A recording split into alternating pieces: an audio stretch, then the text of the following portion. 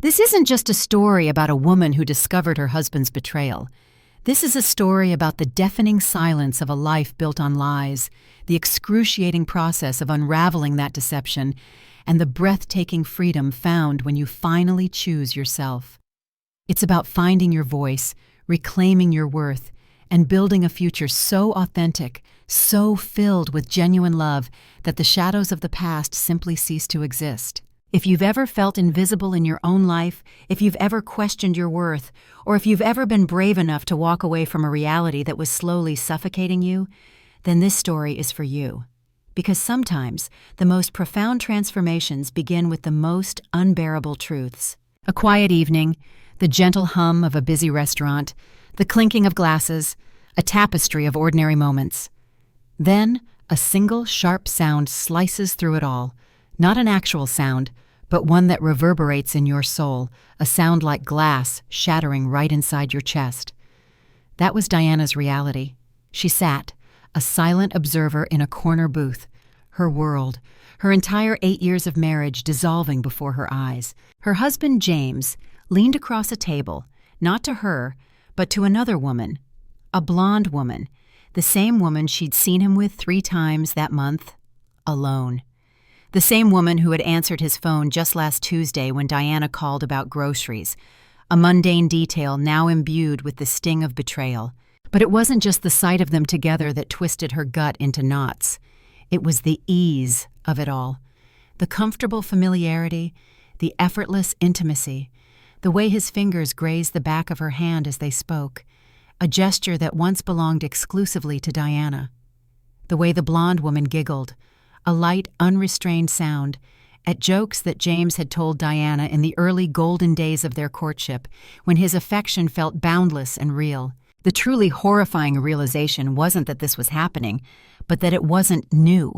This wasn't a sudden lapse, a momentary indiscretion. This was deeply ingrained, a carefully constructed alternate reality that had been unfolding right under her nose for what felt like an eternity. The implications of that discovery were crushing. It wasn't just a breach of trust.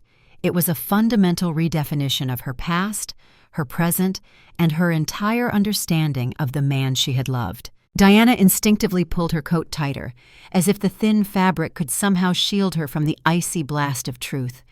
She sank deeper into the plush booth, trying to disappear, to become invisible to the scene unfolding just 3 tables away. She had followed him here, driven by a gnawing suspicion after he'd claimed to be working late again for the 4th time that week. She tried to rationalize it, to dismiss her own intuition, telling herself she was being paranoid, that 8 years of shared history, of vows and dreams, had to mean something. But now, the undeniable evidence sat before her, cruel and stark. Her phone vibrated, a jolt in the stillness of her despair. A text from James. "Sorry, honey, stuck at the office, don't wait up." She watched him type the words, his face devoid of guilt, his eyes never meeting hers. He was lying to her face, a casual, almost practiced deceit. The woman across from him, tall, slender, everything Diana felt she wasn't, or perhaps everything she felt she should be, placed her hand over his as he lowered his phone. The words drifted across the quiet restaurant, perfectly audible in Diana's hypersensitive state. "You're terrible," the woman purred, a playful reprimand. "Lying to your wife like that?" Diana braced herself, expecting a flicker of shame, a fleeting moment of guilt, something, anything, that suggested a human conscience. Instead, James merely shrugged, a dismissive gesture that ripped another piece of her heart. "She doesn't suspect anything," he said, his voice laced with casual indifference. "She's too busy with her little job anyway." "Her little job!" The words hung in the air, a final brutal insult. Diana, a nurse, worked 60 hours a week, often picking up extra shifts, sacrificing her time and energy to ensure their bills were paid, to keep a roof over their heads, food in their fridge, while James's consulting business perpetually struggled. Her little job was the foundation of their shared life, the unwavering pillar of their financial stability. It was the quiet, constant effort that allowed him the luxury of his double life, and he called it pathetic. This wasn't just an affair.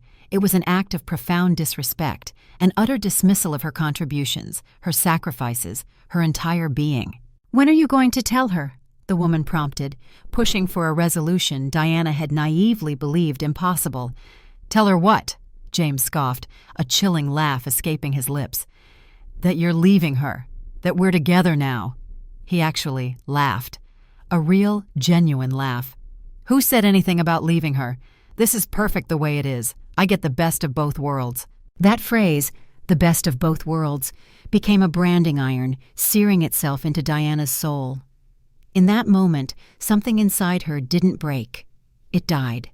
It wasn't the sharp, agonizing pain of a shattered heart, which would have at least been a singular, definable wound. This was worse. This was the slow, insidious death of hope, the final, gasping breath of trust. It was the realization that she hadn't just been cheated on. She had been a utility, a convenient arrangement, a part of his carefully curated life, but never truly his life. She was the secure, predictable anchor, while Rebecca was the exciting, untethered adventure. And he wanted both. He wanted everything, while giving her nothing but scraps and lies. Diana stayed for another excruciating hour, a phantom presence in the bustling restaurant, a silent witness to her own humiliation. She watched them share dessert, an intimate act, paid for with the credit card. She had helped him get approved for, another layer of irony twisting the knife. She watched him walk the woman to her car, kiss her goodbye under the streetlights, a tender, possessive gesture that felt like a punch to the gut. The image was burned into her memory, a stark reminder of the depth of his deceit. When James finally returned home at midnight, smelling faintly of a perfume that was decidedly not hers, Diana was already in bed, feigning sleep, her body rigid with tension. "How was work?" she whispered into the oppressive darkness, a perverse test. "Exhausting," he mumbled, his voice thick with feigned fatigue. "Big presentation tomorrow." Another lie. She knew his calendar better than he did. There was no presentation. There was only the bitter taste of deception, another layer of the carefully woven tapestry of lies he had constructed around them. Diana lay there until sunrise, staring at the ceiling, not planning revenge. She wasn't that person, she realized. Not anymore. Revenge implies a desire to inflict pain, to lower oneself to the level of the oppressor. No, this was far more profound. This was about planning her escape, planning her freedom, planning the life she deserved. For the first time in what felt like 4 years of emotional imprisonment, she saw herself clearly. She had been living as half a person, accepting crumbs of affection, crumbs of attention, while he fed full, lavish meals to someone else. She had been grateful for his fleeting presence, thankful for his scattered time, apologetic for simply taking up space in her own life, for daring to have needs or expectations. No more. The quiet clarity of that realization was both terrifying and exhilarating. The next morning, as the shower water pounded, masking her clandestine actions, Diana opened James's laptop. She needed to know the full extent of the damage, the precise depth of the rabbit hole she had unknowingly inhabited. How long had she been living this grotesque lie?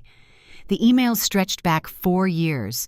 4 years of meticulously planned trips without her, of intimate, loving messages meant for another woman, of him building an entire parallel life, meticulously hidden from her gaze. There were photos of them together at places he had told Diana he went alone, restaurant receipts for romantic dinners on nights he claimed to be with friends, hotel bookings for weekends he'd disguised as work conferences. Each discovery was a fresh wound, a confirmation of the insidious, methodical nature of his betrayal. But the worst, the truly gut-wrenching discoveries, were the messages about her, about Diana. 6 months prior, James had written to Rebecca, "Diana's getting suspicious. Maybe it's time to end things with her." Rebecca's chilling reply, "Not yet. She still pays most of the bills, and honestly, she's so pathetic, I almost feel sorry for her." Pathetic. Diana read that line 5 times, each repetition driving the word deeper into her consciousness, carving a new scar. Her husband of 8 years, the man who had promised to cherish her, the man she had supported financially and emotionally, thought she was pathetic. And his mistress pitied her. This wasn't just emotional abuse. It was character assassination, a complete demolition of her self-worth. It was the final, undeniable proof that she was not just an inconvenience, but an object of contempt. She printed everything, every email, every photo, every receipt. Not for court, she realized. She didn't want anything from him. She didn't want his money, his house, his name. She didn't want a battle. She just wanted proof.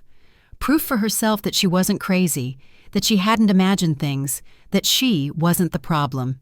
This was for her healing, for her sanity, for the undeniable affirmation that her reality was valid, even if it had been built on quicksand. When James emerged from the bathroom, whistling tunelessly, Diana was at the stove, making breakfast, a charade of normalcy. "You're quiet this morning," he commented, grabbing his coffee.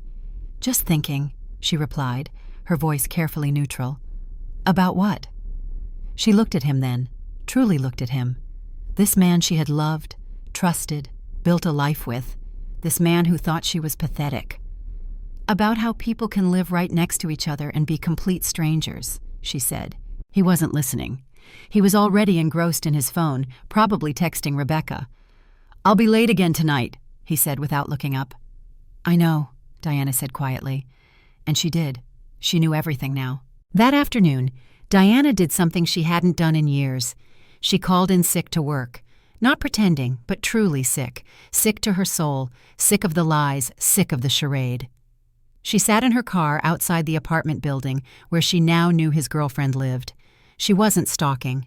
No, her motivations were far more complex and heartbreaking.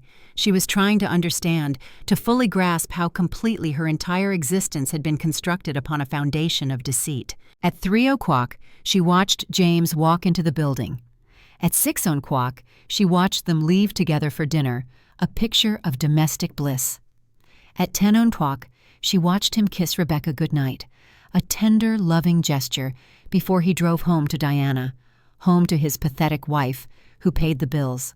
When he walked in at 10:30, Diana was waiting, sitting upright in the living room. "How was your day?" she asked, her voice calm, almost serene. "Long, tiring. You know how it is." He settled onto the couch, already reaching for his phone. She nodded. "I do know. I know exactly how it is." Something in her voice, perhaps the unsettling lack of emotion, made him look up from his phone for the first time in months. "Everything okay?" Diana smiled. For the first time in 4 years, she felt completely, terrifyingly honest. Everything is exactly as it should be. That night, after he fell asleep, Diana started packing. Not everything. She didn't want everything. She wanted only the things that were truly hers, untainted by his presence, unburdened by their shared, fractured history. The photos from before she met him, a testament to the person she once was. The books she had bought with her own money, her intellectual companions. The jewelry her grandmother had left her, precious heirlooms connecting her to a lineage of strong women. She was done being pathetic, done being grateful for scraps, done living half a life. Tomorrow, she would start over. Tomorrow she would remember who she used to be before she became someone's secret shame, someone's convenient arrangement, someone's silently suffering partner. She would reclaim her identity, piece by painful piece.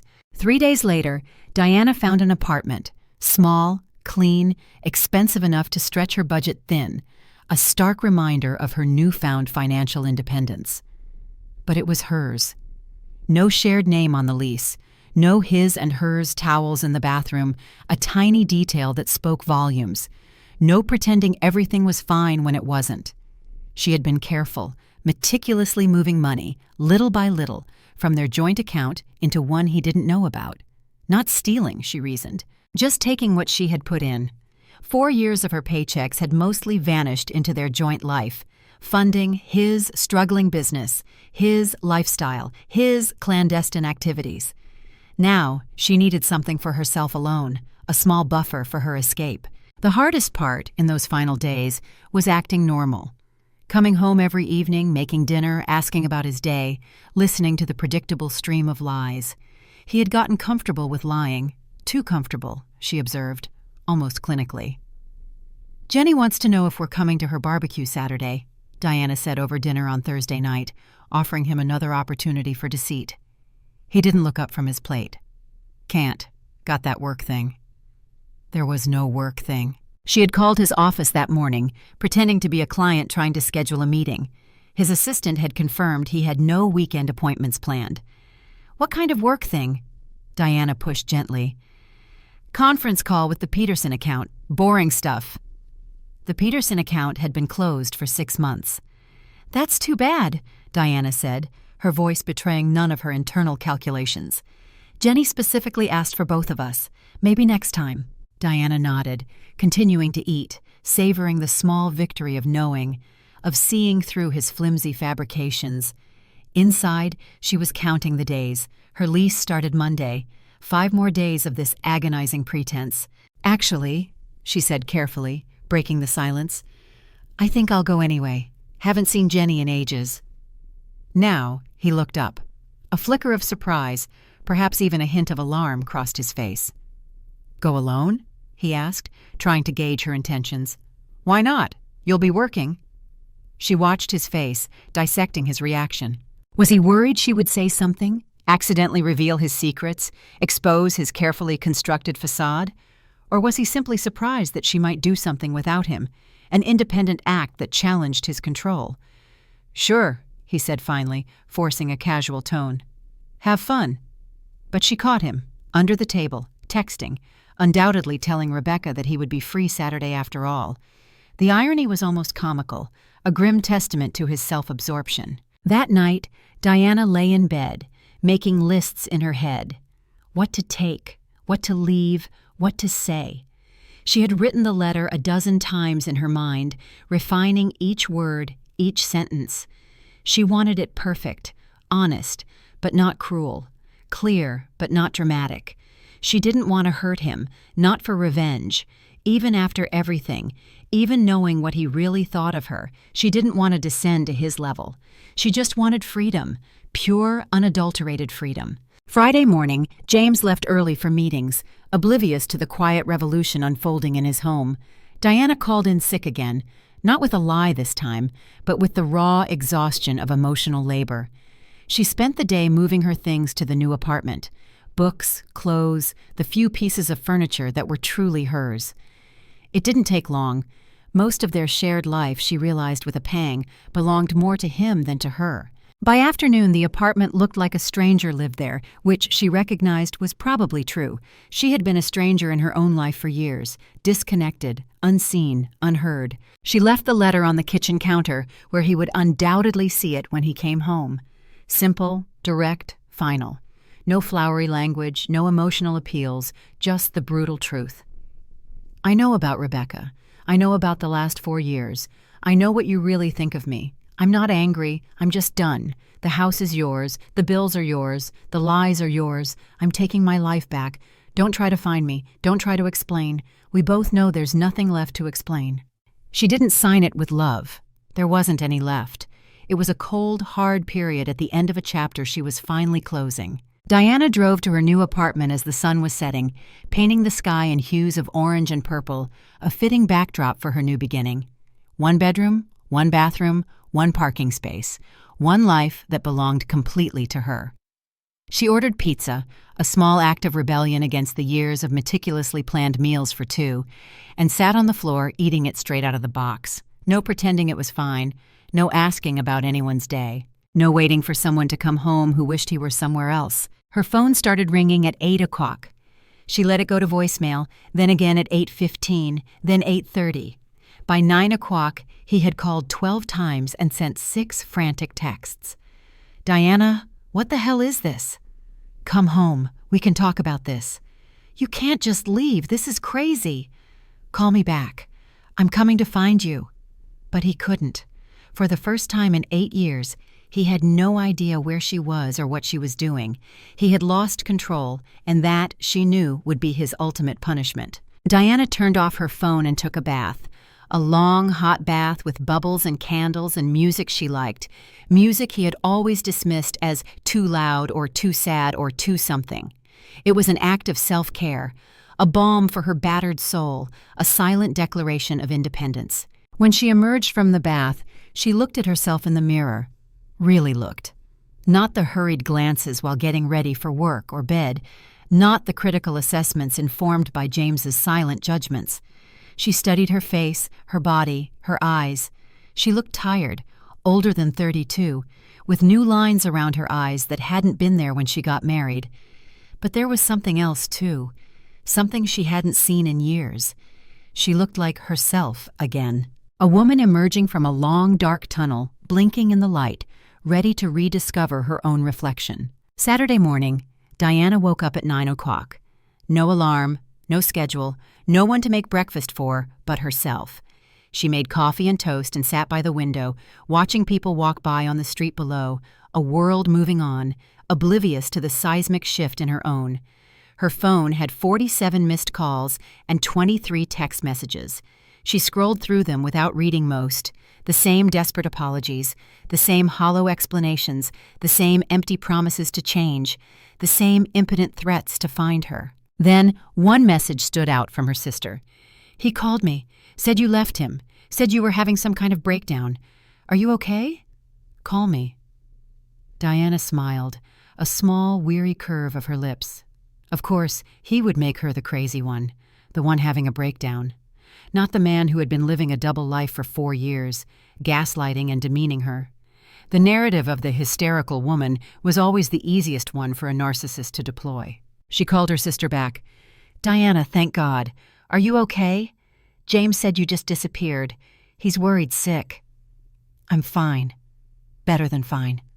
I'm free." "Free? What does that mean?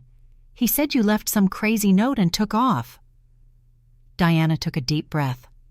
Her sister had always liked James, thought Diana was lucky to have him. Stable job, nice house, seemed devoted to her. "He's been cheating on me for 4 years. I found out. I left." Silence on the other end. 4 years? Are you sure?" "I'm sure. But he seems so... he called me crying. Said he didn't know what he did wrong. He knows exactly what he did wrong." Diana spent the next 20 minutes explaining everything. The restaurant, the emails, the blatant lies, the hotel receipts. By the end, her sister was quiet, the image of the perfect husband irrevocably shattered. "I'm sorry," she finally said, her voice filled with genuine shock and regret. "I had no idea. No one did. That was the point." "What are you going to do now?" For the first time in 4 years, Diana smiled, a real smile, wide and genuine. "Whatever I want." It was a simple statement, but it carried the weight of 1,000 unspoken dreams, a declaration of a future entirely her own. The divorce papers arrived on a Tuesday. Diana signed them at the kitchen counter of her small apartment, next to a cup of coffee that had gone cold while she read through the terse legal language. He wasn't fighting it, wasn't asking for anything, just wanted it over quickly and quietly. She wondered if Rebecca had given him an ultimatum, or if he was simply tired of pretending to be sorry, tired of the losing battle for control. It had been 3 months since she left. 3 months of learning how to be alone without being lonely, a crucial distinction. 3 months of remembering who she was before she became half of something that was never really whole. The hardest part wasn't missing him, she realized. The hardest part was realizing how little there was to miss. The void he left was not of companionship, but of illusion. Diana threw herself into work. Extra shifts, covering for other nurses, staying busy. It helped pay for the apartment and kept her mind occupied, preventing the insidious tendrils of doubt or regret from taking root. Her co-workers had noticed the change in her. "You seem different," said Linda, the charge nurse, a seasoned observer of human nature. Lighter, somehow. Diana was different.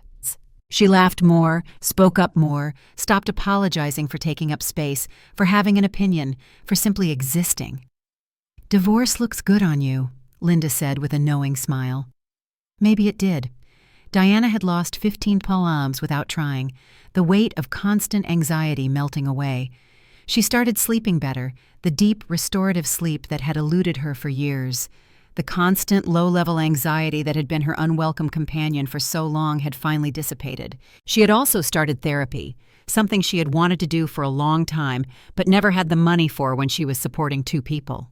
Dr. Peterson, her therapist, was helping her unravel the complex threads of her past, helping her understand how she had lost herself so completely within the confines of her marriage.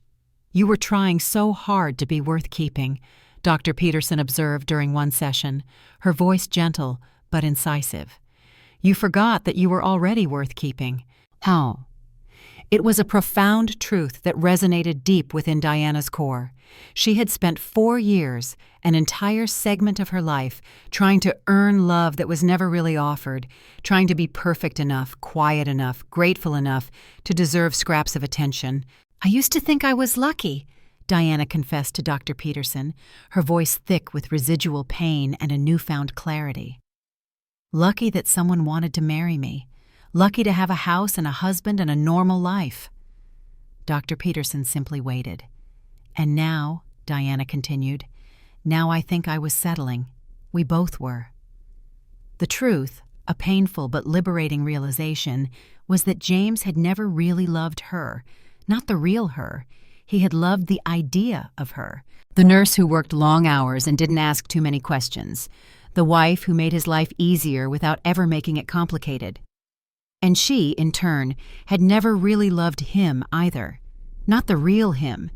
She had loved feeling chosen, loved having someone to come home to, even if that person was a ghost of a partner, loved not being alone. But being alone, she was learning now, wasn't the same as being lonely. It was a crucial distinction, a foundational truth for her new life. Loneliness was an internal state, a longing for connection. Being alone was simply a circumstance, a space to fill with her own authentic self. Diana's phone buzzed, a text from her sister. "Want to come to dinner Sunday? Mike's sister is visiting. She's going through a divorce too." Diana almost said no. She wasn't ready to be someone's cautionary tale or inspiration story, a living example of marital failure or triumphant recovery. But then she thought about sitting in her apartment alone again, ordering takeout and watching Netflix. The comfort of solitude was still new, sometimes bordering on isolation. "Sure, what time?" she texted back, taking a tentative step into the unknown. Sunday dinner was awkward at first.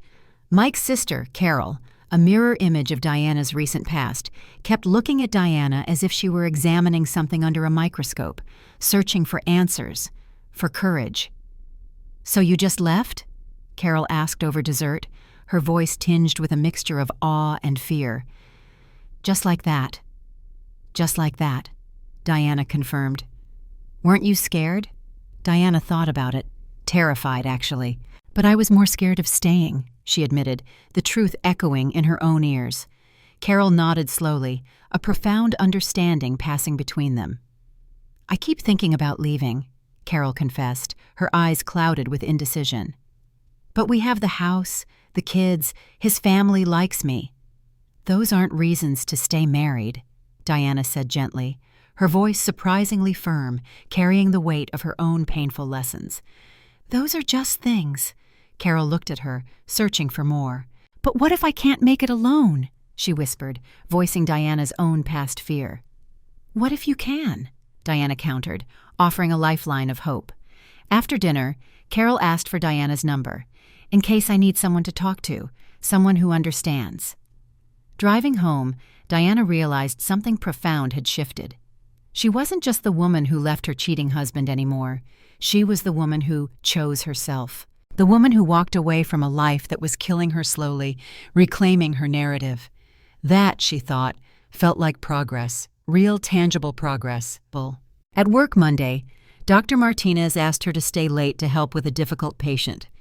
Mrs. Chin had been in the ICU for 2 weeks, and her family was struggling with end-of-life decisions.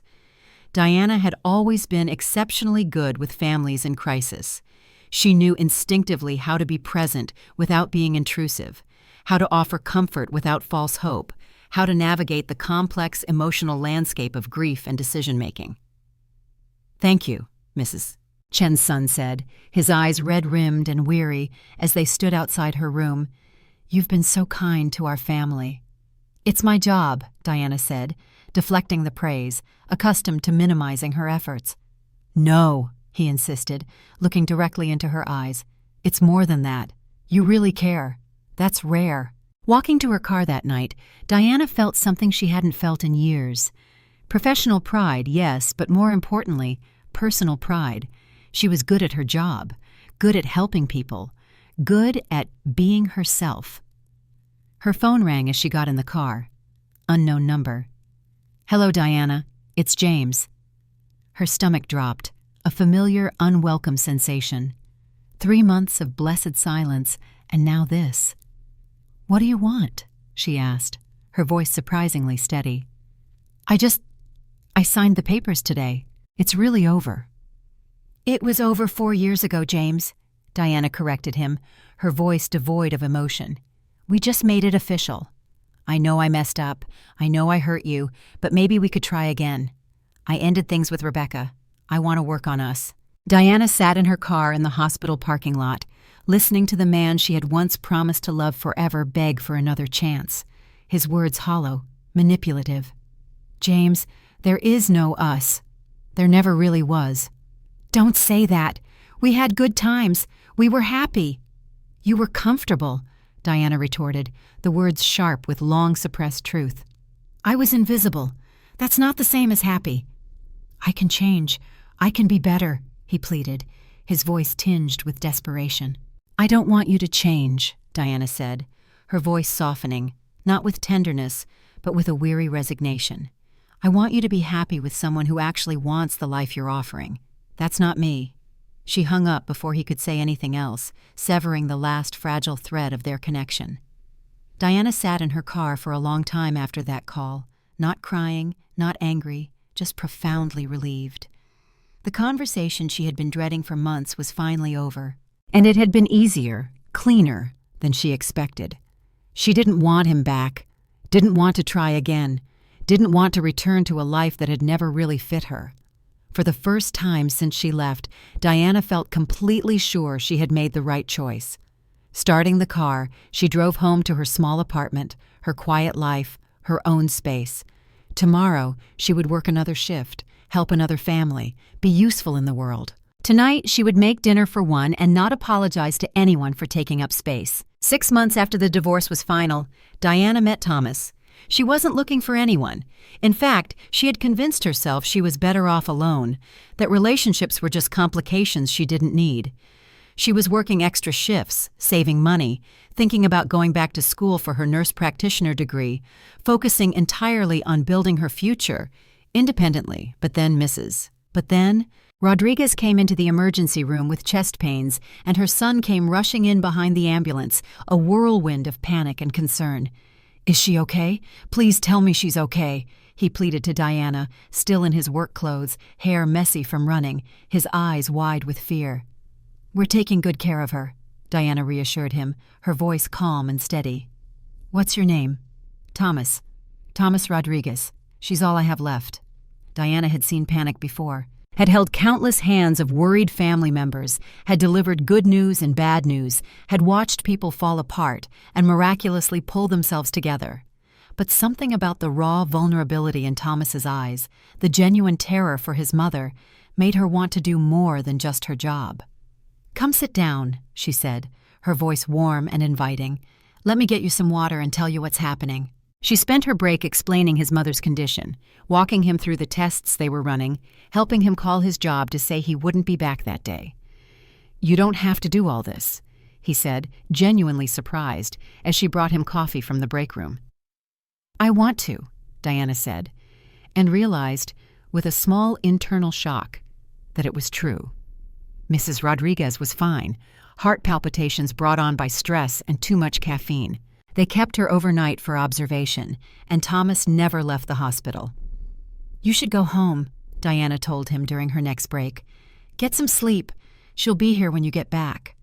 "I can't. What if something happens?" Diana understood. She had felt that same helpless worry when her own mother was sick years ago.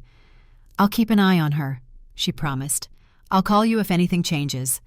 He looked at her for a long moment, a question in his eyes. "Why are you being so kind to us?" The question caught her off guard.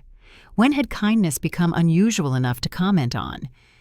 "Because everyone deserves to have someone care," she said simply, a truth she had recently rediscovered for herself. Thomas went home for a few hours and came back with flowers for the nursing staff and a thank you card for Diana specifically. "You made the worst day better," he wrote. "Thank you for seeing us as people, not just another case." Diana kept the card in her locker, not because she was interested in him romantically, but because it reminded her why she became a nurse in the first place, why she was good at what she did. 2 weeks later, she saw Thomas in the grocery store, a serendipitous encounter. "Diana!" He smiled, his face lighting up when he saw her. "How are you?" "Good. How's your mom?" "Great. Back to gardening and bossing me around. Doctor says her heart is strong." They talked for a few minutes about nothing important. The weather, the high cost of groceries, how busy the hospital had been lately. "I should let you get back to your shopping," Thomas said finally, a polite closing. "Yeah, I should," Diana started to agree, then stopped herself. A quiet voice, a newfound confidence, urged her forward. "Actually, do you want to get coffee sometime? There's a place near the hospital that's not terrible." She surprised herself by asking, a bold step into the unknown. She hadn't dated anyone since the divorce, hadn't wanted to. "I'd like that," Thomas said, his smile widening. "A lot." Coffee turned into dinner. Dinner turned into a movie. The movie turned into long walks and phone calls that lasted hours, delving into shared experiences and dreams. Thomas was different from James in every way that mattered. He asked questions and genuinely listened to the answers. He remembered things she told him, even the small details, a stark contrast to James's self-absorption. He seemed genuinely interested in her thoughts, her work, her dreams, her very being. "Tell me about nursing school," he said over dinner one night, his eyes full of genuine curiosity. "You really want to know?" she asked, a lingering skepticism born from years of being unheard. "I really want to know everything about you." So she told him about staying up all night studying, about her first patient, about the moment she knew she had found her calling. James had never asked about her work, except to complain when she worked late, seeing her dedication as an inconvenience rather than a passion. "What made you choose it?" Thomas asked, a deeper inquiry. "I wanted to help people. I know that sounds simple, but I like being useful. I like being the person someone can count on when everything is falling apart." "That's not simple at all," Thomas said, reaching across the table to lightly touch her hand. "That's beautiful." Diana felt something she hadn't felt in years. Appreciated, valued for who she actually was, for the core of her being, instead of what she could provide, what she could enable. But she was also scared. Scared of trusting again, of opening herself up to vulnerability, scared of being wrong about someone again, scared of ending up back where she started, emotionally broken and diminished. "I have to tell you something," she said, after they had been dating for 2 months, a confession that felt monumental. They were sitting in his car outside her apartment. She had invited him up, but suddenly she needed him to know everything, the full weight of her past, before they went any further, before she allowed herself to truly hope. "Okay," he said, turning to face her completely, his gaze unwavering, patient. "I was married before, for 8 years. He cheated on me for the last 4 years of our marriage with the same woman. I found out and left him." Thomas was quiet for a moment, absorbing the weight of her words. "That must have been awful," he said, his voice laced with genuine empathy. "It was. But the worst part wasn't the cheating," Diana confessed, the long-held truth finally escaping. "The worst part was realizing how little he actually thought of me, how little I thought of myself." "What do you mean?" Diana took a deep breath, marshaling her courage. "I spent 4 years trying to be worth keeping, making myself smaller and smaller so I wouldn't be too much trouble. I paid most of the bills, did most of the housework, and was grateful when he paid attention to me, even if it was just a crumb." She paused, looking into his eyes, needing him to understand the depth of her past wounds, her carefully constructed defenses. "Thomas, I need you to know that about me. I need you to know that I don't trust easily anymore, and I need you to know that I won't do that again. I won't make myself smaller for anyone." Thomas reached over and took her hand, his touch firm and reassuring. "Don't ever make yourself smaller," he said, his voice serious, unwavering. "The world needs more people like you, not fewer." "You're not scared?" Diana asked, her voice tinged with surprise. "That I'm damaged goods or complicated or—" "I'm scared," Thomas said honestly, looking directly into her eyes. "But not of you being complicated. I'm scared of not being good enough for you. I'm scared of letting you down." Diana looked at him. Really looked at him.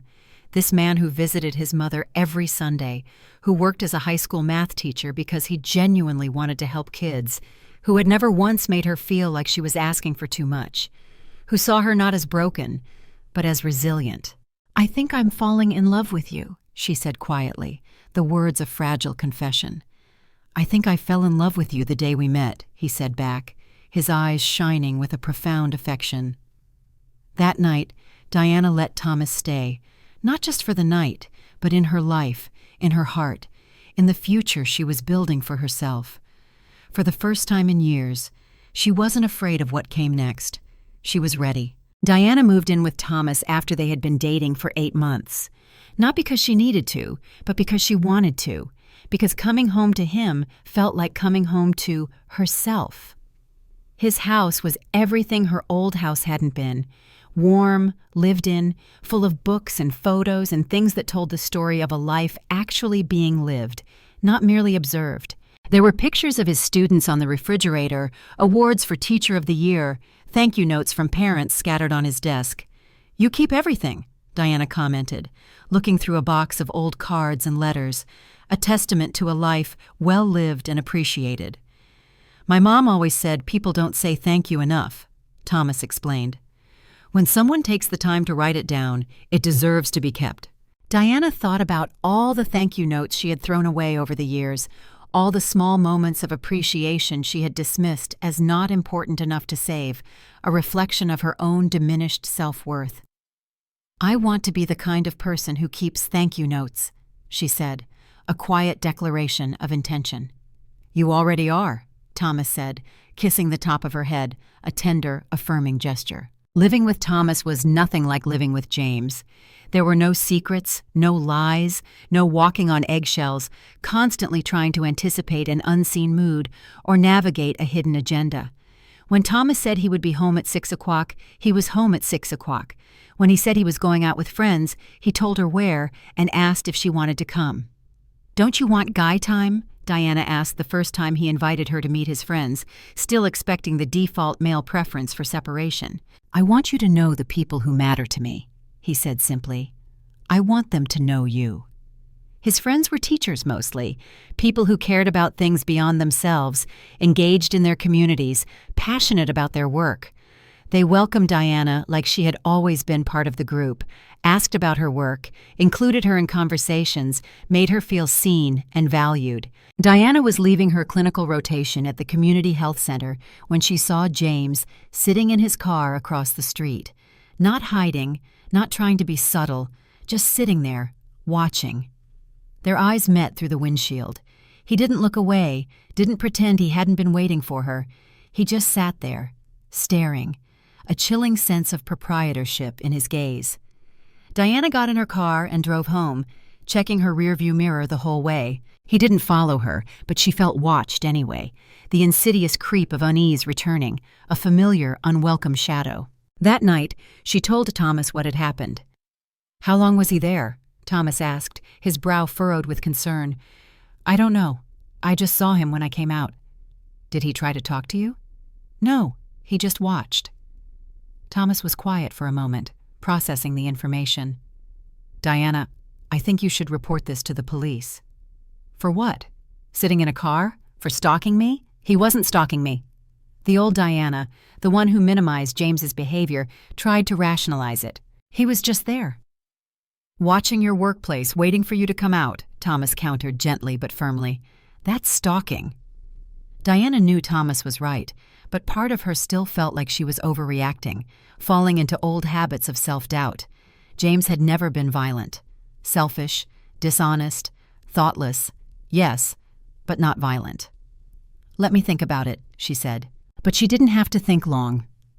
The next day, James was there again. Same spot, same car, same unnerving staring. This time Diana walked over to him, a newfound resolve strengthening her steps. "What do you want, James?" He rolled down his window. Up close she could see what Rebecca had meant. He looked older, thinner, like he hadn't been taking care of himself, a man adrift. "I want to talk to you," he said, his voice flat. "About what? About us? About what we had?" "We don't have anything," Diana said, her voice clear and steady. "We haven't had anything for over a year." "That's not true. You can't just erase 8 years of marriage." Diana looked at him, sitting in his car outside her workplace, still clinging to a past that was nothing but an illusion. And for the first time, she felt something she hadn't expected: pity. Not pity enough to change anything, not pity enough to re-enter his world, but pity that this was what his life had become, this desperate, clinging obsession. "James, you need to stop this. Stop coming here. Stop watching me. It's not healthy for either of us." "I just want to understand," he pleaded, his voice cracking. "What did I do that was so terrible that you couldn't forgive me?" The question was so absurd, so utterly devoid of self-awareness, that Diana almost laughed. "You had a 4-year affair. You lied to me every single day. You called me pathetic." "I never called you pathetic," he interjected, a flicker of denial in his eyes. "I read the emails, James," Diana said, her voice a cold, hard fact. "I know exactly what you called me." He looked away from her then, maybe remembering what he had written, maybe just unable to face the truth of it. "People make mistakes," he said quietly. "That wasn't a mistake, James. That was a choice. 4 years of choices." "So, you're just going to throw away everything we built together?" he asked, clinging to the remnants of their shared past. "We didn't build anything together, James. You built a lie, and I lived in it, but I'm not living in it anymore." Diana started to walk away, but James called after her, a desperate plea. "Is it him? The teacher? Is that why you won't even talk to me?" She turned back, her anger flaring, disgusted by his inability to see beyond his own ego. "This has nothing to do with Thomas, James. This is about me, choosing to live an honest life." "I could be honest now. We could start over," he insisted. "I don't want to start over with you," Diana said, the finality absolute. "I want you to leave me alone." She got in her car and drove away, her hands shaking slightly, not from fear, but from a surge of raw, indignant anger. Anger that he was making her life smaller again, making her look over her shoulder, making her worry about things that shouldn't be her problem anymore. That night, Thomas helped her file a police report. Not because James had threatened her with physical violence, but because his behavior was escalating, because Rebecca had been right. He wasn't the same person he used to be. He was unraveling, and his unraveling was impacting Diana's peace and safety. "What happens now?" Diana asked the officer, feeling a profound weariness. "We document it. If he continues to contact you or follow you, we can issue a restraining order. And if he doesn't stop, then we arrest him." Diana hoped it wouldn't come to that. She hoped James would realize that what he was doing was wrong and stop on his own. But as she lay in bed that night, listening to Thomas breathe beside her, a steady, comforting presence, she had a feeling this was just the beginning. James didn't stop. If anything, the police report seemed to make him more determined, more brazen. He started showing up everywhere: the grocery store, the gas station, the coffee shop near campus where Diana studied between classes. He never approached her directly after that day at the clinic, just appeared in places where she was, watching, waiting, making sure she knew he was there, an oppressive, suffocating presence. "It's psychological warfare," Thomas said, his voice laced with concern, after Diana spotted James at 3 different locations in 1 week. "He's trying to make you feel like you can't escape him, like he's always there." "But I can't do anything about it," Diana lamented, frustration building into despair. "He's not breaking any laws by shopping at the same stores I shop at." "Diana, this isn't normal behavior," Thomas insisted, trying to break through her normalization of the unacceptable. "You know that, right?" She did know that, but knowing it and knowing what to do about it were 2 entirely different things. Diana started changing her routines: different grocery stores, different gas stations, different coffee shops. It helped for a while, a brief respite from the constant surveillance. But then James, with an unsettling dedication, would find her new patterns, and the cycle would start over, the feeling of being hunted returning with renewed intensity. "I feel like I'm being hunted," she told Dr. Peterson during a therapy session, the words a raw confession. "You are being hunted, Doctor," Peterson confirmed, her voice steady. "That's exactly what this is." "But why now?" Diana asked, a question that had been tormenting her. "It's been over a year since I left him. Why is he doing this now?" "Because now you're happy," Dr. Peterson explained, offering a crucial insight. "Now you're succeeding. Now you're proving that you're better off without him, and he can't stand that." Dr. Peterson was right. Diana was happy, happier than she had ever been. School was challenging but fulfilling, stretching her mind and igniting her passion for helping others. Her relationship with Thomas was everything she had never known she wanted: honest, supportive, respectful, filled with a quiet joy. Her life was full and rich and completely her own. Maybe that was precisely what James couldn't stand, the unbearable proof that she had not only survived without him, but had thrived. The harassment continued for weeks, a relentless, draining siege. Diana documented everything: dates, times, locations, photos when she could manage them. The police said they were building a case, but it was slow going, frustratingly inefficient against such a calculated psychological attack. "We need evidence of direct contact or threats," the officer explained. "Being in the same public places isn't enough for a restraining order." Diana understood the law, intellectually, but she didn't understand how James could make her feel so unsafe, so perpetually vulnerable, without technically doing anything wrong. The legal system felt inadequate against the insidious creep of emotional terror. Then one Tuesday in November, everything changed. Diana was leaving her pharmacology class when she found James waiting by her car, his presence an almost physical assault. "We need to talk," he demanded, his voice low and urgent. "No, we don't," Diana retorted, her voice firm, unwavering. "And you need to leave." "I'm not leaving until you listen to me," he insisted, stepping closer, his desperation palpable. "James, there are security cameras here. You're on campus where you don't belong, bothering me when I've asked you to stop. This is going to get you arrested." "I don't care," he said, his eyes wild, hollow. "I have nothing left to lose." Something in his voice, a raw, unhinged quality, made Diana stop walking toward her car. He looked desperate in a way that truly scared her. "What do you mean you have nothing left to lose?" she asked, her voice barely a whisper. "I lost my job. I lost my house. I lost Rebecca. I lost you. I have nothing." "I'm sorry about your job and your house," Diana said, her voice softer now, a flicker of genuine empathy for the wreckage of his life. "But you didn't lose me, James. You threw me away." "That's not true." "You called me pathetic," Diana reminded him, the words cutting through his denial. "You said I was too stupid to figure out what was happening. You laughed about lying to me." "I was angry. I was scared. I didn't mean any of that," he pleaded, his face contorted. "You meant all of it, and now you're angry that I believed you." James stepped closer to her, not threateningly, but pleadingly. "Diana, please, just give me a chance to explain. 5 minutes, that's all I'm asking." Diana looked around the parking lot. Other students were walking to their cars, talking and laughing, normal people living normal lives. She wanted to be one of them again, free of this endless drama. 5 minutes, she said finally, but not here, and not alone. They went to the Student Union building. Diana chose a table in the middle of the bustling cafeteria, surrounded by people, a subconscious safety measure. If James was going to make a scene, at least there would be witnesses.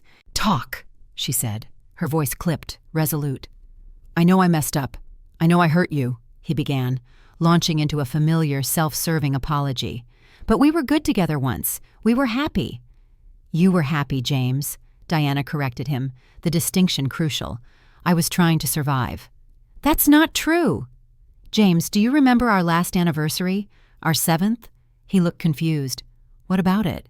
"You forgot," Diana stated, a painful memory. "Completely forgot. I made dinner reservations, bought you a gift, got dressed up. You came home at 10 o'clock and asked why I was so dressed up." "I was busy at work," he mumbled, defaulting to the old excuse. "You were with Rebecca. I know because I found the hotel receipt later." James was quiet, shame finally dawning on his face. "Do you remember what you said when I reminded you it was our anniversary?" He shook his head slowly, unable to recall the depth of his indifference. "You said, 'All right, sorry. We'll do something next weekend.' But we never did. Because you didn't care. You hadn't cared in years." "I cared? You just what?" Diana interrupted, her voice rising slightly, the years of suppressed rage finally finding an outlet. "You just cared more about someone else. It wasn't like that then." "What was it like?" Diana challenged him, pressing for a genuine explanation, not another convenient lie. "Explain it to me. Make me understand why you threw away 8 years of marriage for someone you're not even with anymore, for a life you yourself just admitted was empty." James stared at his hands, defeated. When he looked up, his eyes were red, brimming with a self-pity that was almost pathetic. "I don't know," he said quietly, his voice barely a whisper. "I don't know why I did any of it." "That's not good enough, James." "What do you want me to say?" he flared, frustrated by her refusal to accept his inadequate excuses. "That I was stupid? That I was selfish? That I ruined the best thing in my life for no good reason? Fine. All of that is true." Diana felt something she hadn't expected. Not forgiveness, not anger, but a profound pity. "James, you need help," she said, her voice softer, devoid of judgment now. "Professional help. This isn't about me anymore. This is about you not being able to accept that some things can't be undone." "So that's it?" he asked, a desperate edge to his voice. "You're just going to give up on us?" "There is no us, James. There hasn't been an us for a long time." Diana stood up to leave, but James grabbed her wrist, a panicked, desperate grip. "Don't touch me," she said sharply, her voice cutting through the noise of the cafeteria, attracting stares. He let go immediately, but the damage was done. People were staring. Someone at the next table had pulled out their phone, recording the scene. "I'm sorry," James mumbled, humiliation washing over him. "I didn't mean... I just need you to understand." "I understand perfectly," Diana said, her voice cold and distant. "You made your choices. Now I'm making mine." Diana walked away, leaving James sitting alone at the table, a solitary figure in a bustling room, his carefully constructed world finally crumbling around him. That afternoon she got a restraining order. The restraining order changed everything. James couldn't come within 500 feet of Diana, her home, her workplace, or her school. If he violated it, he would be arrested immediately. For the first time in months, Diana felt like she could breathe, truly breathe, without the suffocating weight of his constant surveillance. "How do you feel?" Thomas asked as they drove home from the courthouse, his hand resting reassuringly on her knee. "Free," Diana said, the word a sigh of relief. "Actually free." But the freedom came with a strange, unexpected price. Diana realized how much of her mental energy had been consumed by worrying about James, by constantly looking over her shoulder, by meticulously changing her routines to avoid him. Without that constant, low-level anxiety, she felt lighter, but also strangely empty, a vast space where fear used to reside. "I don't know what to do with myself," she confessed to Thomas, a vulnerable admission. "I've been so focused on avoiding him that I forgot what it felt like to just live normally."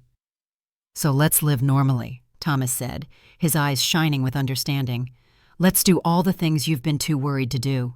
They started small. Diana went back to her old grocery store, her old coffee shop, her old routines, reclaiming the familiar rhythms of her life. The first few times she still found herself looking around, expecting to see James watching her, a phantom of her past. But he wasn't there. Gradually, Diana began to relax. She threw herself back into school with renewed energy, the distraction of her academic pursuits now a joyful engagement rather than a frantic escape. Her grades improved. She started participating more actively in study groups, even made genuine friends with some of her classmates, connections she had previously been too guarded to forge. "You seem different," said her study partner Sarah, "more confident. Diana was more confident. For the first time in over a year, she felt completely, authentically herself again. Christmas came and went peacefully. Diana spent it with Thomas and his family, a loud, warm, embracing gathering that felt like everything her marriage had never been. Genuine, boisterous, filled with uncomplicated affection. His mother, Mrs. Rodriguez, had embraced Diana from the beginning, treating her like a daughter rather than a mere guest, sensing the kindred spirit. "You're good for him," Mrs. Rodriguez told Diana while they washed dishes together, her voice warm with approval. "I haven't seen him this happy since, well, ever." "He's good for me, too," Diana admitted, a soft smile gracing her lips. "I can see that," Mrs. Rodriguez said, her eyes twinkling. "You have that glow that people get when they're truly happy." That glow. Diana caught herself smiling more, laughing easier, speaking up without apologizing. She had become the person she was supposed to be all along, unshackled from the expectations and limitations of her past. In January, Diana started her final semester of the nurse practitioner program. The clinical rotations were intense, demanding, but she loved the work, loved the responsibility, the challenge, the profound opportunity to truly help people change their lives. "Have you thought about what kind of practice you want to work in?" asked Dr. Chin, her clinical supervisor, seeing the fire in Diana's eyes. "I'm thinking about community health," Diana replied, a firm conviction in her voice. "Underserved populations, people who don't always have access to good health care." "That's a noble choice," Dr. Chin commented, a hint of admiration in her tone. "Also, a challenging one." "I like challenges," Diana said, and realized it was profoundly true. The old Diana would have chosen the safe path, the easy option, the least demanding route. This Diana, the woman forged in fire, wanted to make a difference, to truly contribute, to heal the world around her, starting with herself. One afternoon in February, Diana was working at the community health clinic when she overheard two of the other nurses talking, their voices low and urgent. "Did you hear about that guy who got arrested outside the nursing school?" One of them said. Diana's blood went cold. "What guy?" she asked, her heart beginning to pound with a sickening familiarity. "Some man who was harassing one of the students. Apparently, he'd been stalking her for months. Campus security finally caught him trying to break into her car." "When did this happen?" Diana pressed, her hands starting to shake, a cold dread creeping into her chest. "Last week, I think. Why?" "What was his name?" she asked, the question barely a whisper. "I don't know. Why? Do you think you know him?" Diana excused herself and called the police officer who had helped her with the restraining order, her fingers fumbling with the phone. "Was it James Patterson?" she asked when she got through, her voice tight with a mixture of fear and grim certainty. "I can't give you details about ongoing cases," the officer responded, adhering to protocol. "But yes, we arrested someone for violating a restraining order last week. He's been charged with stalking and attempted breaking and entering." "Is he in jail?" Diana asked, a desperate hope clinging to her words. "He made bail yesterday." Diana's heart sank. James was out. Still angry, still desperate, still fixated on her, his obsession escalating into dangerous territory. "What do I do now?" she asked, the exhaustion in her voice palpable. "You stay alert. You follow the safety plan we discussed, and you call us immediately if you see him or if anything feels wrong." Diana drove home carefully, checking her mirrors with heightened vigilance, taking a different route than usual. When she got to Thomas's house, she checked all the locks twice, a ritual born of fear. "What's wrong?" Thomas asked as soon as he saw her face, his immediate concern a balm to her frayed nerves. She told him about James's arrest, about him making bail, about the fear that was creeping back into her chest like a familiar poison. "We need to talk about you staying somewhere else for a while," Thomas said, his voice firm, protective. "I'm not running away again," Diana retorted, a flash of defiance in her eyes. "I'm not letting him control my life." "This isn't about running away, Diana. This is about being smart. He's escalating, breaking into cars, violating restraining orders. What's next?" Diana knew Thomas was right, intellectually. But the thought of changing her life again because of James, of once again sacrificing her freedom for his instability, made her furious. "I'm so tired of this," she said, her voice raw with frustration. "I just want to live my life without thinking about him." "I know," Thomas said, pulling her into a comforting embrace. "And you will, but right now we need to be careful." That night, Diana couldn't sleep. She kept thinking about the nursing student whose car James had tried to break into. What if he had mistaken her for Diana? What if he was getting confused, desperate enough to hurt innocent people? The next morning, Diana made a decision. She was tired of being afraid, tired of looking over her shoulder, tired of letting James's obsession control her life. She was going to end this once and for all. Diana's plan was simple, audacious. She would arrange to meet James in a public place with police nearby and tell him directly, unequivocally, that his behavior had to stop, not just for her sake, but for his own. "That's a terrible idea," Thomas said when she explained it, his voice tight with worry. "He's already violated one restraining order. He's not going to listen to reason." "Maybe not," Diana conceded, "but I have to try. I can't keep living like this, and neither can he." Diana had thought about it all night, turning it over and over in her mind. James wasn't evil, she concluded. He was broken, desperate, clinging to something that had never really existed, a ghost of a life. Maybe if she could make him understand that, truly understand it, he would finally let go. She arranged to meet him at the police station. If he wanted to talk to her, it would be there, with officers present, completely safe and completely final. To her surprise, he agreed. James looked even worse than he had at the campus, thinner, older, like he hadn't slept in weeks, the weight of his unraveling evident on his face.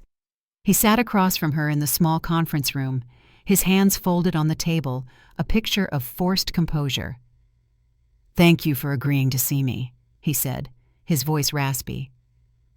"This is the last time, James," Diana said, her voice firm, leaving no room for negotiation. "After today, we never speak again." "I understand," he mumbled. "Do you?" Diana challenged him, her gaze unwavering. "Because your behavior says otherwise." James looked down at his hands, unable to meet her gaze. I know I've made mistakes." "You tried to break into someone's car. You violated a restraining order," Diana stated, each fact a hammer blow. "Those aren't mistakes, James. Those are crimes." "I thought it was your car. I wanted to leave you a letter," he blurted out, a desperate, illogical excuse. "It doesn't matter whose car it was. You can't break into cars. You can't follow people. You can't show up at their workplace and watch them." "I know that now," he said, his voice barely audible. Diana studied his face. He looked genuinely ashamed, but she had learned not to trust James's expressions, his fleeting moments of remorse. "Why are you doing this?" she asked, her voice quiet, searching for the deeper truth. "Really? What do you hope to accomplish?" James was quiet for a long time, the silence heavy between them. When he finally spoke, his voice was barely audible, filled with a profound emptiness. "I want my life back." "Your life?" Diana echoed, confusion in her voice. "The life I had with you. The house, the routine, the feeling like I belong somewhere." "James, you gave up that life," Diana reminded him, a brutal truth. "You chose someone else over me for 4 years." "I made a mistake," he insisted, clinging to the softer word. "You made a choice," Diana corrected him, her voice unwavering. "Every day for 4 years, you made the same choice. I was confused. I was stupid. I thought I could have both." "But you couldn't," Diana said, her voice a quiet, definitive conclusion. "And now you can't have either." James looked up at her then, and Diana saw something in his eyes that surprised her, not anger or desperation, but a glimmer of recognition, a startling clarity. "You're different," he said, his voice tinged with awe. "What do you mean?" "You're not the same person you were when we were married. You're stronger, more sure of yourself." Diana felt something shift in the room, a subtle but significant release. For the first time in months, perhaps even years, James was seeing her clearly, not the distorted image he had created. "I am different," she said, her voice resonating with newfound power. "I'm who I was supposed to be all along." "I never let you be that person, did I?" The question caught Diana completely off guard. She had expected him to argue, to make excuses, to blame everyone but himself. "No," she said simply, truthfully. "You didn't. I kept you small because I was afraid you'd realize you were too good for me," he continued, a raw, painful confession. Diana stared at him, stunned. In all their years together, James had never been this honest about anything, about himself. "And then I made sure you would realize it," he went on, the truth spilling out of him. "I treated you so badly that you had no choice but to leave. Diana, I'm not asking for forgiveness. I know I don't deserve it. I'm just asking you to understand that I know what I lost. I know what I threw away." Diana felt tears welling in her eyes, not for their marriage, which was long dead, but for the sheer waste of it all, the years of unhappiness that could have been avoided if he had been brave enough to be honest with himself and with her. "I understand," she said, her voice thick with emotion, "but understanding doesn't change anything." "I know. I just needed you to know that I know." They sat in silence for a moment. Outside the conference room, Diana could hear phones ringing, people talking, life going on, oblivious to the quiet drama unfolding within. "What happens now?" James asked, his voice subdued. "Now you get help," Diana said, her voice firm. "Real help. And you leave me alone to live my life." "And if I don't?" he challenged, a flicker of his old self. "Then you go to prison," Diana stated, without emotion. "And I still live my life, just with less worry." And James nodded slowly, the truth finally sinking in. "I don't want to go to prison." "Then don't. It's hard letting go. I don't know how to do it." "You learn," Diana said, the words echoing her own journey. "You talk to someone. You figure out why you can't let go of something that was never really yours to keep." Diana stood up to leave. The conversation, the confrontation, finally concluded. But James spoke again, a last lingering question. "Are you happy with him?" Diana thought about lying, about protecting his feelings, about softening the blow, but she had spent too many years protecting James's feelings at the expense of her own truth. "Yes," she said, her voice strong and clear. "I'm very happy." "Good," James said, a resigned sigh escaping him. "You deserve to be happy. So do you. But not with me." Diana left the police station feeling lighter than she had in months, not because she thought James would definitely change, or that his understanding was a guarantee of his future behavior, but because she had finally said everything she needed to say, spoken her truth without apology, and drawn a definitive boundary. That evening, she and Thomas celebrated her graduation with dinner at their favorite restaurant, the same place where they had talked about second chances almost 2 years ago. "How do you feel?" Thomas asked as they waited for dessert, his eyes full of affection. "Free," Diana said, a genuine smile gracing her lips. "Finally, completely free." "Think he'll leave you alone now?" "I think so. I think he finally understands that what we had is really over, and if he doesn't, then we deal with it. But I'm not going to spend any more time worrying about what James might do." Thomas reached across the table and took her hand, his touch warm and reassuring. "Good, because I have something I want to ask you." Diana's heart skipped, a flutter of anticipation. "Thomas, I know we talked about waiting until after graduation. I know you wanted to figure out who you are as a nurse practitioner first, but I can't wait anymore," he said, his eyes earnest, sincere. He pulled out a small velvet box and placed it on the table between them. "I know who you are. You're the woman I want to spend my life with. You're brilliant and kind and strong and absolutely everything I didn't know I was looking for." Diana stared at the box, then at Thomas, then back at the box, her mind reeling with joy and a profound sense of rightness. "Are you asking me to marry you?" she whispered, her voice thick with emotion. "I'm asking if you'll let me love you for the rest of our lives, If you'll build something real with me, if you'll be my partner in everything. Diana thought about James, about Rebecca, about all the years she had spent settling for less than she deserved, for a diminished version of herself. Then she thought about Thomas, about the life they had built together, brick by honest brick, about the woman she had become through courage and self-discovery. "Yes," she said, her voice filled with a joyous certainty. Yes to all of it. To all of... As Thomas slipped the ring onto her finger, a symbol of their shared future, Diana caught sight of someone watching them through the restaurant window. James. But this time, instead of fear, instead of anger, Diana felt only a profound sadness for him. Sadness that he was still watching other people's happiness, a lonely observer, instead of building his own, that he was still trapped in the past. She turned back to Thomas, to her future, to the life she had chosen, her eyes brimming with love and gratitude. Let James watch. Let him see what real love looked like. Maybe, just maybe, it would finally teach him what he had truly lost. The wedding was small, simple, perfect. Just family and close friends in Thomas's backyard, adorned with flowers from his mother's vibrant garden, and a delicious cake from the bakery where they had bought pastries on their second date, a sweet callback to their beginnings.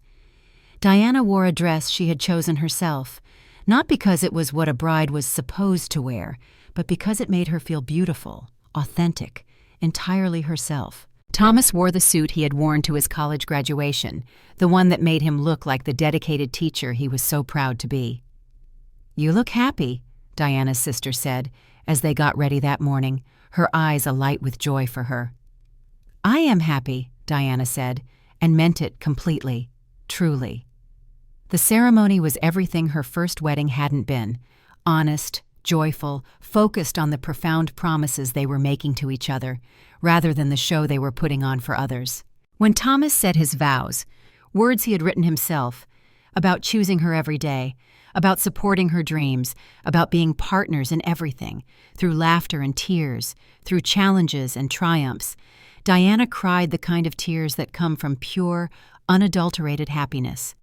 "I promise to never make you smaller," he said, making her laugh through her joyful tears, the words a direct echo of his earlier promise, a profound understanding of her past wounds. "I promise to love all of you, especially the parts of you that are still growing." Diana's vows were simpler, yet equally profound. "I promise to trust you with my heart. I promise to build a life with you that's honest and real. I promise to choose you every day the way you choose me." When the minister pronounced them husband and wife, Diana felt something she had never felt at her first wedding: complete. Not because she was now half of something, but because she was whole, and choosing to share that wholeness with someone who was whole too. It was a partnership of equals, a joining of two complete beings, not two halves desperately seeking completion. The reception was held in the same backyard, bathed in the soft glow of string lights, filled with music and dancing on the grass. Diana danced with Thomas, with his father, with her sister's husband. She laughed until her cheeks hurt and ate cake with her fingers, completely uninhibited, perfectly, absolutely herself.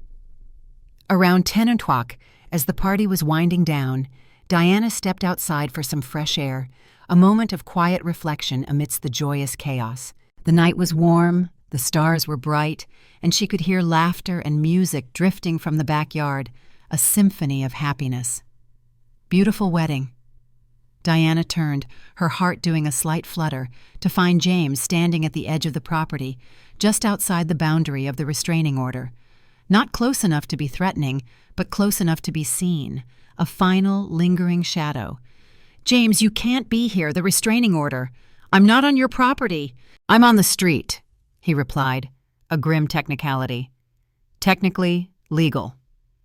Diana looked at him, truly looked. He seemed different, calmer, sadder, but not desperate anymore.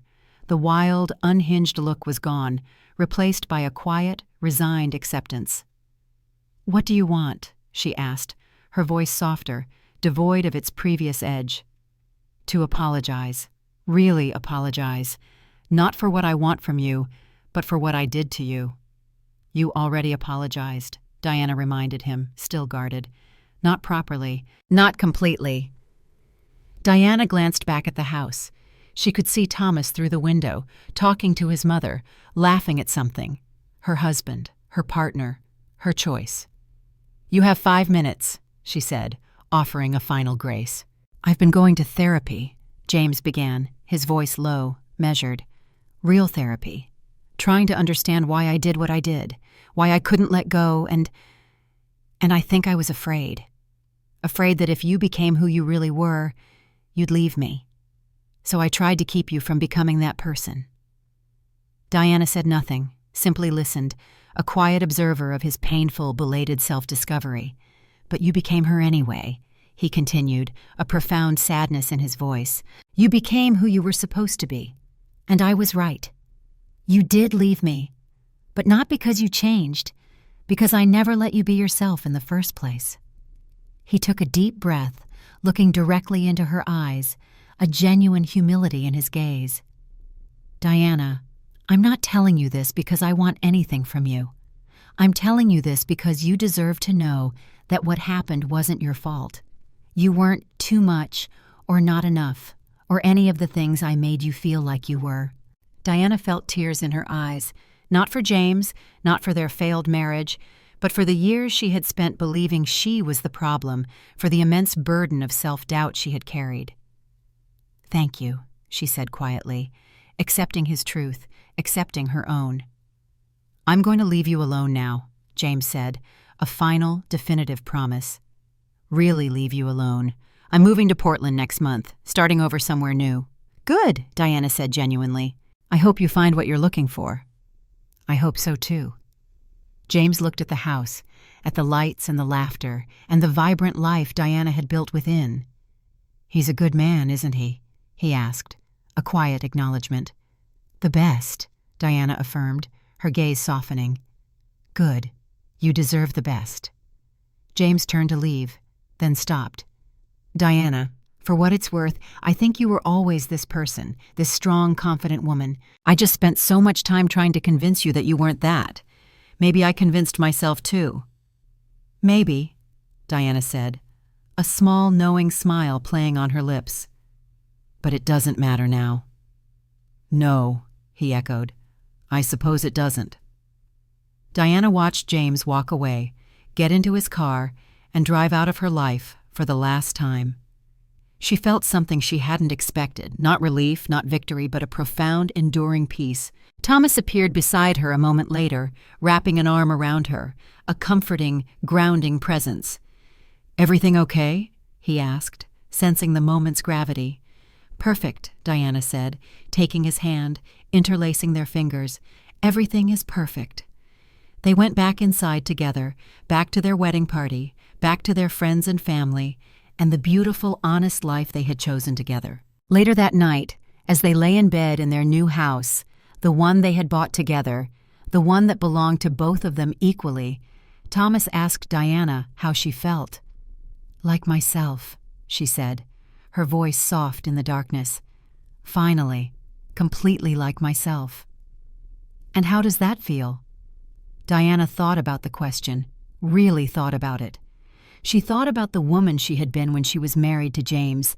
Small, grateful for crumbs, always apologizing, always diminishing herself. She thought about the woman she had become. Strong, confident, taking up space without shame, unapologetically authentic. "It feels like coming home," she said. Thomas kissed her forehead. "Welcome home, then."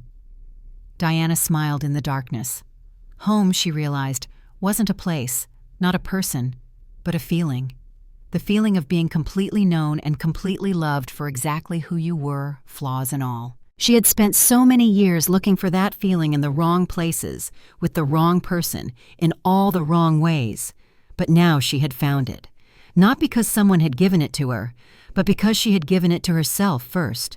And that, Diana thought as she drifted off to sleep in her husband's arms, was the best revenge of all. Not hurting the person who had hurt her, not dwelling in the bitterness of the past, but living so fully and happily that their opinion of her, their attempts to control or diminish her, became completely irrelevant. She had chosen herself. She had chosen love. She had chosen a life that was honest and real and completely her own. And James would have to live with the knowledge of what he had truly lost. Not just Diana, but the chance to be part of something real. The chance to love someone completely and be loved completely in return. That was his punishment, his consequence, his burden to bear. Diana was free of all of it now. Free to be happy, free to be loved, free to be exactly who she was supposed to be. Finally, completely joyfully home.